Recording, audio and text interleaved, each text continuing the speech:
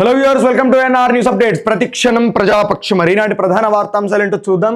ముందుగా ఆంధ్రజ్యోతి దినపత్రిక పరిశీలిస్తే యూట్యూబర్లపై ఆంక్షల పిడుగు, ప్రసార సేవల నియంత్రణ సవరణ బిల్లు పేరిట నిబంధనలు, కేంద్రం అతి గోప్యత, కొద్ది మందితోనే చర్చలు, వారికే కాపీలు, వేరువేరుగా వాటర్ మార్కులు, నిఘాలోకి యూట్యూబర్లు, ఇన్ఫ్లుయెన్సర్లు, విమర్శకులకు ఇక మీదట గడ్డు పరిస్థితి, నిబంధనలు కఠినం, భారీ జరిమానా నిషేధం, బిల్లు చట్టం అయితే భావ ప్రకటన స్వేచ్ఛ ఖతం, సోషల్ మీడియాపై ఉక్కుపాదమే, విపక్షాలు అండగా నిలవాలని యూట్యూబర్ల వేడుకోలు. చాలా దారుణమైనటువంటి భావ ప్రకటన స్వేచ్ఛకు పూర్తిగా వ్యతిరేకంగా ఉన్నటువంటి చట్టాన్ని, రాజ్యాంగ స్ఫూర్తికి పూర్తిగా విరుద్ధంగా ఉన్నటువంటి చట్టాన్ని కేంద్ర ప్రభుత్వం తీసుకురాబోతా ఉంది.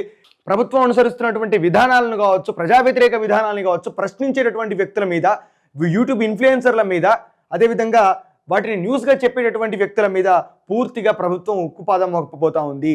ఈ ఇన్స్టాగ్రామ్ కావచ్చు, ట్విట్టర్ కావచ్చు, అదేవిధంగా యూట్యూబ్లో పూట మరి ప్రజలకు విషయాల్ని తెలియజేసేటువంటి వ్యక్తులు కావచ్చు, విమర్శకులు కావచ్చు, విమర్శించేటటువంటి వ్యక్తులు కావచ్చు, అదేవిధంగా ప్రశ్నించేటటువంటి వ్యక్తులు కావచ్చు, స్వతంత్ర జర్నలిస్టులు కావచ్చు, ప్రభుత్వం వీళ్ళందరినీ కూడా ప్రచార సాధనాల్లో పనిచేసేటటువంటి న్యూస్ రీడర్స్గానే గుర్తిస్తుంది.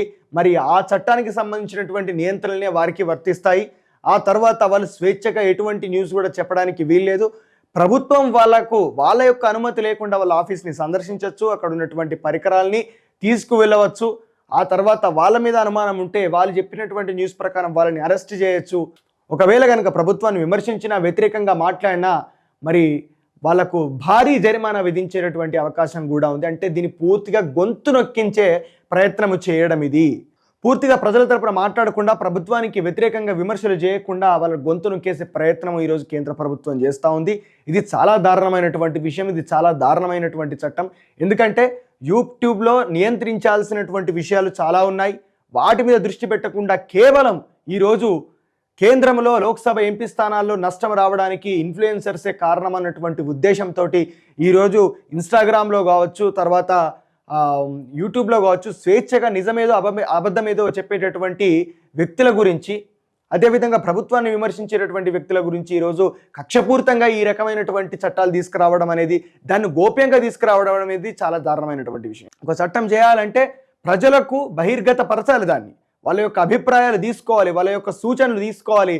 అది ప్రజాస్వామ్యబద్ధంగా ఉంటే, ప్రజలకు వ్యతిరేకంగా లేకపోతే అప్పుడు దాన్ని అమలు చేసే ప్రయత్నం చేయాలి. కానీ దీన్ని చాలా గోప్యంగా ఉంచి చాలా తక్కువ మందికి విత్ వాటర్ మార్క్స్ తోటి వాళ్ళకు పంపి మరి ఈ యొక్క చట్టాన్ని అమలు చేసే ప్రయత్నం చేయడం అనేది చాలా దారుణమైనటువంటి విషయము. విపక్షాలు ఖచ్చితంగా కొట్లాడి చట్టాన్ని అడ్డుకునే ప్రయత్నం చేయాలి. ఈ చట్టం ఒకవేళ వస్తే కనుక ఈరోజు చాలామంది అసలు ప్రశ్నించేవాడు ఈ దేశంలో ఉండడు. ఏం చేస్తే అది చూడాల్సినటువంటి పరిస్థితి ఏర్పడుతుంది. ఎందుకంటే ప్రతి ఒక్కరికి ఫ్యామిలీ ఉంటుంది, ప్రతి ఒక్కరికి బాధ్యతలు ఉంటాయి. ఈ కేంద్రంతో మనకి ఎందుకు అన్నటువంటి ఉద్దేశంతో భయపడి చాలామంది వెనకడుగు వేసే ప్రయత్నం ఉంటుంది. చాలా తక్కువ మంది మాత్రమే మిగిలిపోతారు. నియంత్రించి ఎంత దారుణమైనటువంటి విషయం అంటే ఇది. ఒకవేళ గనక కేంద్ర ప్రభుత్వాన్ని విమర్శించినా, వ్యతిరేకించినా, మరి ఏ సోషల్ మీడియా వేదికగా ఆ విమర్శ చేశారో, ఆ వ్యతిరేకత ప్రదర్శించారో ఆ సోషల్ మీడియా ప్లాట్ఫామ్ని పూర్తిగా రద్దు చేసేటటువంటి అవకాశం, నిషేధించేటటువంటి అవకాశం ఉంది. చాలా అంటే చాలా దారుణమైనటువంటి విషయము. నిజంగా ఏమైనా ఆంధ్రజ్యోతికి దీని గురించి ప్రత్యేక కథనాన్ని ప్రచురించి ప్రజలకు, యూట్యూబర్లకు, ఇన్ఫ్లుయెన్సర్లకు మరి ఒక గొప్ప గోప్యంగా ఉన్నటువంటి సమాచారాన్ని తెలియజేసినందుకు నిజంగా ఏబిఎన్ ఆంధ్రజ్యోతికి అభినందనలు తెలియజేసుకోవాలి. సోషల్ మీడియాలో సమాజాన్ని తప్పుదో పట్టించేటటువంటి కంటెంట్ చాలా ఉన్నప్పటికీ కూడా కొంతమంది ప్రజలకు అవసరమైనటువంటి విషయాల్ని, చాలా ఆర్థిక, సామాజిక, రాజకీయ విషయాలన్నింటినీ కూడా విశ్లేషిస్తూ, విమర్శిస్తూ ప్రజలకి ఏది అవసరమో, ప్రజలకు ఏ విధంగా న్యాయం జరుగుతుందన్నటువంటి దిశగా ఆలోచిస్తూ ప్రజల్ని ఎప్పటికప్పుడు చైతన్యవంతపరుస్తూ ముందుకెళ్తున్నటువంటి ఎంతోమంది స్వతంత్ర జర్నలిస్టులను ఈరోజు వాళ్ళ యొక్క గొంతు నొక్కేసే ప్రయత్నము, ఈరోజు వాళ్ళను మాట్లాడనీయకుండా చేసే ప్రయత్నము, ఈరోజు ప్రజల దగ్గరికి నిజాల్ని వెళ్లనీయకుండా చేసే ప్రయత్నం చేస్తూ ఉంది. నిజంగా ఒకవేళ కనుక మీరు ఆ విషయంలో బిల్లు తేదలుచుకుంటే ఎంతో ఫేక్ న్యూస్ స్ప్రెడ్ అవుతూ ఉంది. విపరీతమైనటువంటి విచ్చలవిడిగా వాట్సాప్లలో, ఫేస్బుక్లలో, ఇన్స్టాగ్రామ్లో, ట్విట్టర్లో విపరీతమైనటువంటి ఫేక్ న్యూస్ స్ప్రెడ్ అవుతూ ఉంది.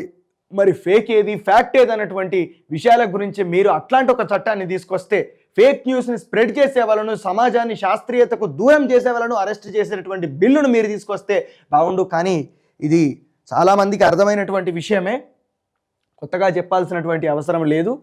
ఖచ్చితంగా ఈ బిల్లు వస్తే మాత్రం చాలా గడ్డు పరిస్థితులను ప్రజలు ఎదుర్కోవాల్సి వస్తుంది. ఆ తర్వాత భావ ప్రకటన స్వేచ్ఛను ప్రదర్శించుకునేటటువంటి ప్రతి ఒక్కరూ కూడా ఎదుర్కోవాల్సినటువంటి దుస్థితి ఏర్పడుతుంది. డాక్టర్లు ఏరి పెద్ద ఆసుపత్రుల్లో బదిలీ అయిన స్థానాల్లో నియామకాలు కరువు. రోగులతో కిక్కిరిసిన ఉస్మానియా ఆసుపత్రి లాంగ్ స్టాండింగ్ పేరిట నిపుణులకు బదిలీ. వారి స్థానాల్లో కొత్త వారిని నియమించని ప్రభుత్వం. వ్యాధుల సీజన్ కావడంతో జ్వరాల బారిన ప్రజలు, ఆసుపత్రులకు బారులు తీరుతున్న రోగులు, వైద్యులు సిబ్బంది లేమితో అందని వైద్య సేవలు, పలు విభాగాల్లో వాయిదా పడుతున్న శస్త్రచికిత్సలు, జూనియర్లు పీజీ విద్యార్థులతో నెట్టుకొస్తున్న వైరం. ఉస్మానియాలో అన్ని విభాగాల్లో ఖాళీలే. మరి ఖాళీలను ఎప్పుడు భర్తీ చేస్తారు? మీరు ఆసుపత్రులలో రోగులను సంఖ్య పెంచే ప్రయత్నం చేస్తున్నారు మీ యొక్క నిర్ణయాలతో, కానీ మరి ఆ రోగులకు వైద్యం చేసేటటువంటి డాక్టర్ల యొక్క సంఖ్యను ఎప్పుడు పెంచుతారు? అసలు ఈ యొక్క బడ్జెట్లో మీరు వైద్యానికి కేటాయించింది ఎంత? గత ప్రభుత్వం ఎంత కేటాయించిందో అంతకు ఏమాత్రం కూడా తగ్గకుండా పెరగకుండా మీరు కేటాయించారు. అసలు వైద్యం మీద, విద్య మీద అసలు మీ యొక్క ఆలోచనకు చాలా నిజంగా ఆశ్చర్యపోవాల్సినటువంటి పరిస్థితి. ఎందుకంటే అసలు ఈ రాష్ట్రం లోపల వైద్యము, విద్య పెద్ద ప్రియారిటీ కాదు అన్నటువంటి ఆలోచనతోటి ఆ బడ్జెట్లో మీరు ఆ నిధులు కేటాయించినట్లుంది. ఎందుకంటే నిమ్స్ హాస్పిటల్లో అసలు విపరీతమైనటువంటి దారుణమైనటువంటి పరిస్థితులు ప్రజలు ఎదుర్కొంటూ ఉంటే, అక్కడ సిబ్బంది లేమితోటి, వైద్యుల కొరతతోటి రోగులు, ప్రజలు తీవ్రమైనటువంటి ఇబ్బందులు పడతా ఉంటే మరి దాని గురించి వైద్య శాఖ ఏం చేస్తూ ఉంది? ఎందుకు మీ దృష్టికి తీసుకొస్తలేదు? ఎందుకు ఈ సమస్యను పరిష్కరిస్తలేదు? అమెరికా చేరిన రేవంత్ న్యూయార్క్లో సీఎంకు ఘన స్వాగతం. బంగ్లాదేశ్లో మళ్లీ రక్తపాతం, అల్లర్లలో 93 మంది మృతి, వందలాది మందికి తీవ్ర గాయాలు. ప్రధాని షేక్ హసీనా రాజీనామా డిమాండ్తో విద్యార్థుల నిరసనలు. అధికార పార్టీ శ్రేణులు, ఆందోళనకారుల మధ్య ఘర్షణ, హింసాత్మకంగా. అక్కడనైతే భావ ప్రకటన స్వేచ్ఛను పూర్తిగా రద్దు చేస్తుండ్రు. యూట్యూబర్లను, అదేవిధంగా విమర్శకులను, ప్రభుత్వానికి వ్యతిరేకంగా పనిచేసే వాళ్ళను మొత్తం అరెస్ట్ చేసారు. దాదాపు 200 మంది జర్నలిస్టులను చంపేశారు. అలాంటి పరిస్థితి భారతదేశానికి వచ్చేటటువంటి అవకాశం కూడా ఉంది. చాక్లెట్ ఆశ చూపి చిన్నారి అపహరణ, 18 గంటల్లోనే రక్షించిన పోలీసులు. నిందితుడు బిహారీ. హైదరాబాద్లో ఘటన. ఇట్లాంటి ఘటనలు ప్రతిరోజు జరుగుతూ ఉన్నాయి హైదరాబాద్లో. షాద్నగర్లో దళిత మహిళపై దాడి, పోలీసుల దాడి. విచక్షణారహితంగా కొట్టిన ఇన్స్పెక్టర్. ఘటనపై విచారణకు సీఎం ఆదేశం. నిజంగా పోలీసులు ఖచ్చితంగా ఒక మనిషిని ఎంక్వైరీ చేసేటప్పుడు ఆ మనిషి యొక్క కులాన్ని బట్టి, ఆ మనిషి యొక్క వర్గాన్ని బట్టి, ఆ మనిషి యొక్క జాతిని బట్టి ఎంక్వైరీ చేయడము.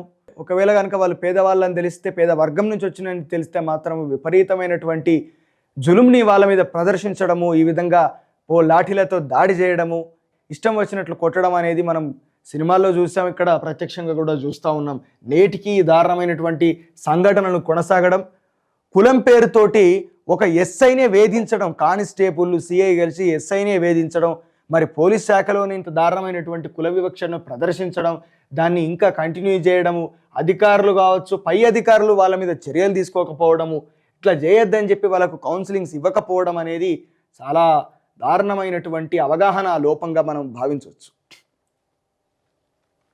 నేడు సాగర్ గేట్లు ఓపెన్. 576 అడుగులు దాటిన జలాశయ నీటి మట్టం. 2 లక్షల క్యూసెక్కుల విడుదలకు ఏర్పాట్లు. ఎగువ నుంచి 4.27 లక్షల క్యూసెక్కుల ఇన్ఫ్లో. ఆల్మట్టికి 3.10 లక్షల, శ్రీశైలానికి 4 లక్షలు, మేడిగడ్డకు 4.87 లక్షల క్యూసెక్కుల వరద. జలకళ మరి ప్రతి రిజర్వాయర్లో కనబడతా ఉంది. 3వ ప్రపంచ యుద్ధం ముప్పు అంచనా. ఇజ్రాయెల్పై కయ్యానికి కాలు దువ్వుతున్న ఇరాన్కు రష్యా, ఇజ్రాయెల్, అమెరికా, యూకే అండ. అబ్రహం కూటమి ఏర్పాటుకు నెతన్యాహు ప్రతిపాదన. హెజ్బొల్లా, హౌతీ, హమాస్తో ఇరాన్ ఏర్పాటు చేసిన ప్రాక్సీ నెట్వర్క్ కూటమిగా ఏర్పడి దెబ్బతీసే యోచన. ఇక ఒక రకంగా ఇది 3వ ప్రపంచ యుద్ధ వాతావరణంగా మనం అభివర్ణించుకోవచ్చు.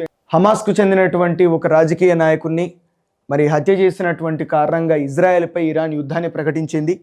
వార్ డిక్లేర్ చేసి ఆల్రెడీ ఇజ్రాయెల్పై మరి కయ్యానికి కాలు దువ్వుతూ ఆల్రెడీ బాంబుల వర్షం కురిపిస్తూ ఉంది.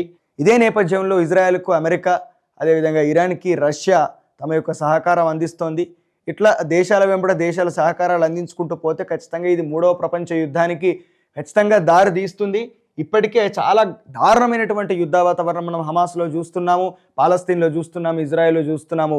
ఎటువంటి ఇక్కడ మీరు చూడండి, రాజకీయమైనటువంటి యుద్ధం. ఇది రాజకీయ యుద్ధం. ఇది రాజకీయ యుద్ధము. ఈ యుద్ధము లోపల పాల్గొనేటటువంటి సైనికులందరూ కూడా ప్రజల నుంచి వచ్చిన వాళ్ళే. ఇక్కడ నాయకులు చచ్చిపోరు. దీనికి నాయకత్వం వహిస్తున్నటువంటి వ్యక్తులకు ఎటువంటి ఇబ్బంది జరగదు. ఇక్కడ నాయకత్వం వహిస్తున్నటువంటి వ్యక్తులు కావచ్చు, ఆ సమూహం కావచ్చు, చాలా సేఫ్గా ఉంటుంది. కానీ ఇక్కడ చనిపోయేటటువంటి, ఇక్కడ ప్రాణాలు కోల్పోయేటటువంటి, ఇక్కడ ఇబ్బందులు పడేటటువంటి, వారి యొక్క జీవితాన్ని పూర్తిగా కోల్పోయేటటువంటి వ్యక్తులు ఎవరైనా ఉన్నారు అంటే అది సైనికుల నుంచి మొదలు పెడితే ప్రజల దాకా.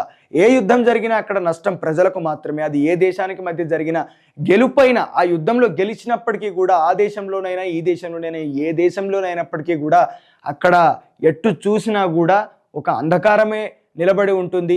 ఎంతోమందిని, బిడ్డల్ని, కొడుకుల్ని, కుటుంబాన్ని కోల్పోయినటువంటి దారుణమైనటువంటి పరిస్థితులే మన చుట్టూ కనబడతా ఉంటాయి.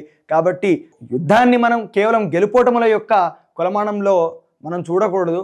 ఆ పరిణామాలు అనేటివి విస్తరిస్తూ ఎంత దారుణమైనటువంటి పరిస్థితులకు దారితీస్తాయి అనే విషయాన్ని మాత్రం ఖచ్చితంగా ప్రభుత్వాలు ఆలోచించాలి, రాజకీయ నాయకులు ఆలోచించాలి. కానీ కేవలం అధికార దాహం మరిగినటువంటి, ఆధిపత్య ధోరణి మరిగినటువంటి, ఉన్మాదము, మతోన్మాదము మరిగినటువంటి రాజ్యాలకు ఎట్టి పరిస్థితుల్లో కూడా ఇట్లాంటి ఆలోచన రాదు. కేవలం ఒక ఇజం కోసము, ఒక మతం కోసము, ఒక కులం కోసము ఈ విధంగా యుద్ధాల్ని ప్రకటిస్తూ, ఈ విధంగా దారుణాతి దారుణంగా ప్రజల యొక్క ప్రాణాలంటే లెక్కలేనటువంటి స్థితికి దిగజారి ఈరోజు ప్రవర్తించడం అనేది ఇది ప్రపంచం యొక్క ఫర్టినిటీని దెబ్బతీసేటటువంటి దారుణమైనటువంటి విషయంగా మనం చెప్పుకోవచ్చు. ఇక ఈనాడు దినపత్రిక పరిశీలిస్తే జలాశయానికి జనప్రవాహం, శ్రీశైలానికి కృష్ణమ్మతో పాటు జనము పోటెత్తుతున్నారు. ఎగువ నుంచి వస్తున్న వరదతో జలాశయం గేట్లను ఎత్తి వారం రోజులుగా నీటిని దిగువకు వదులుతున్నారు. జల పరవళ్లు చూసి పరవశించేందుకు శ్రీశైలానికి పర్యాటకుల తాకిడి విపరీతంగా పెరగడంతో ట్రాఫిక్ కూడా 10 కిలోమీటర్ల మేర స్తంభించిపోయిందని చెప్పి ఈనాడుల వార్త రాసిండు. ట్రాఫిక్ స్తంభించిపోయింది. ఇక్కడ జలప్రవాహాన్ని చూడడానికి వచ్చినటువంటి జనం చేయబట్ట, లేకపోతే చంద్రబాబు నాయుడు అక్కడ శ్రీశైల దేవస్థానాన్ని సందర్శించుకోవడానికి చేసినటువంటి ఏర్పాట్లలో భాగంగా పోలీసులు పెట్టినటువంటి ఆంక్షలకు ఆ విధమైనటువంటి ట్రాఫిక్ ఏర్పడ్డదా? ఈ వార్త రాయడానికి కనీసం సిగ్గులేదు మీకు?